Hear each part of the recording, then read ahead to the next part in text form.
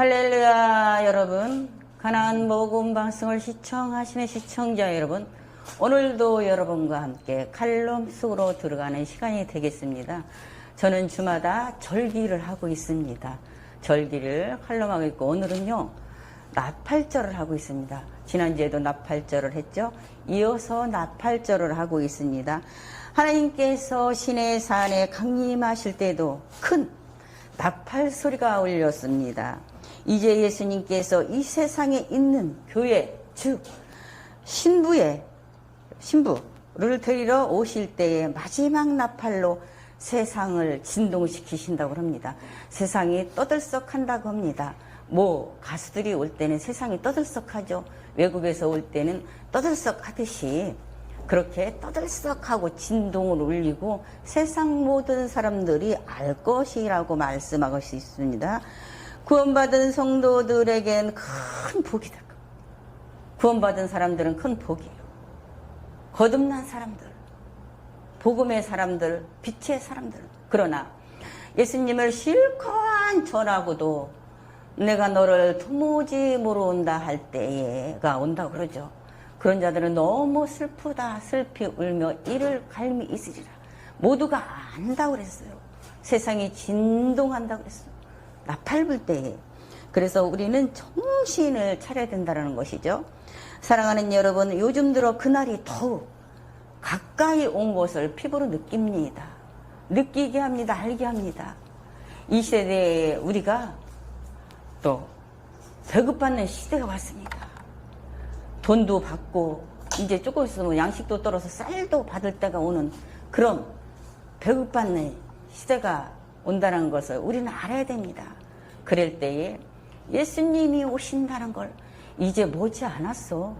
예배도 제대로 못 드리고 온라인 예배로 드리는 시대가 왔고 교회도 제대로 못 가는 그런 시대가 왔습니다.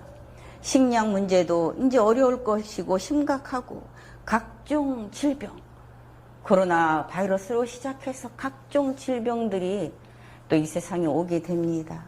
사람이 살 수 없을 정도로 공해, 오존청, 파괴, 인간성 상실, 반인류적인 범죄, 술 먹고 길 가다가 맞아서 죽는 사건, 살인이 예사로 삼고 거짓과 속임수, 가정 파괴, 선과 악이 뒤바뀌는 노아 시대보다 더 심각한 세상이 되고 있습니다. 그래서 우리는 준비를 해야 된다는 것이요.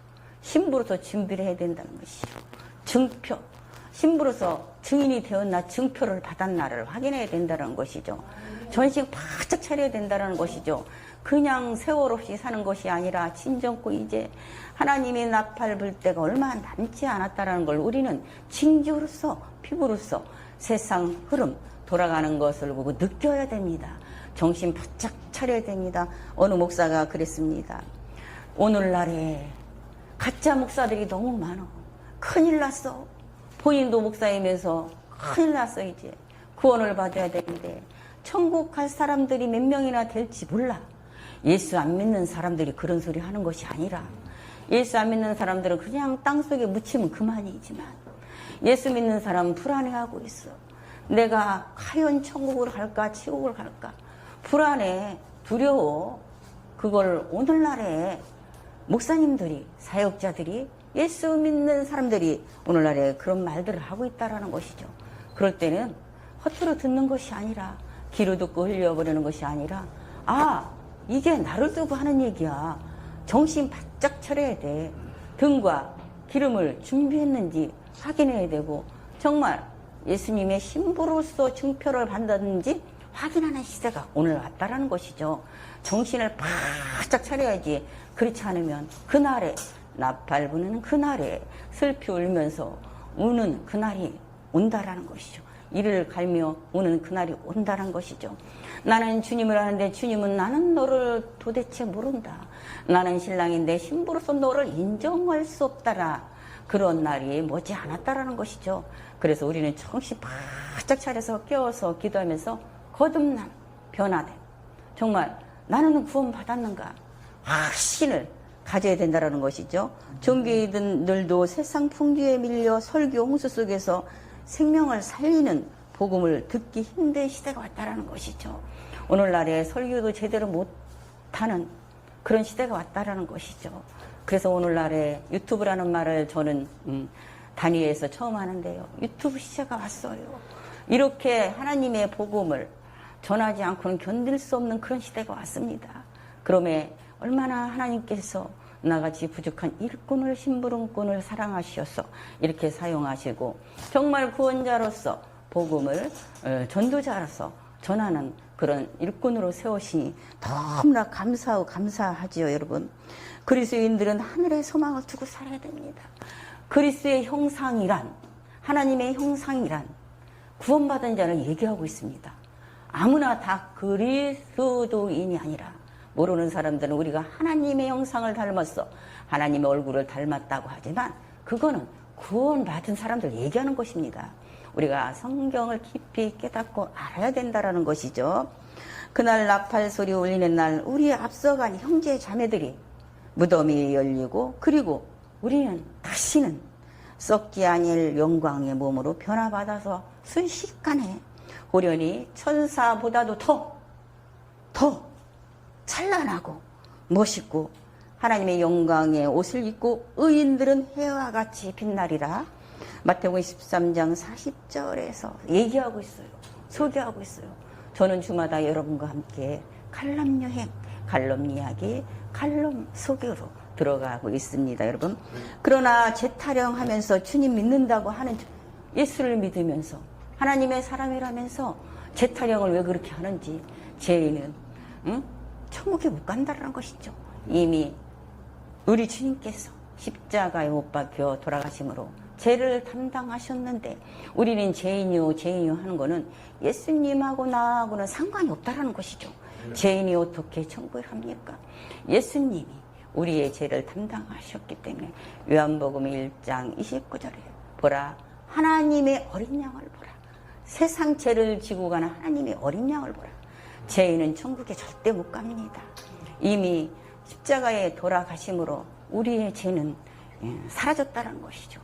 우리 주님을 믿으면서 예수를 믿으면서도 우리는 죄인이요 용서해 주어 한다는 것은 나 예수를 모르는 것이요 나 예수하고 상관이 없다라는 것이죠. 여러분 정신 차리시길 바랍니다. 여러분 요한복음 8장 21절에 24절에 영영한 지옥으로 던져지게 된다는 것이죠. 더 이상 우리는 죄 지은 자가 아니라는 것이죠.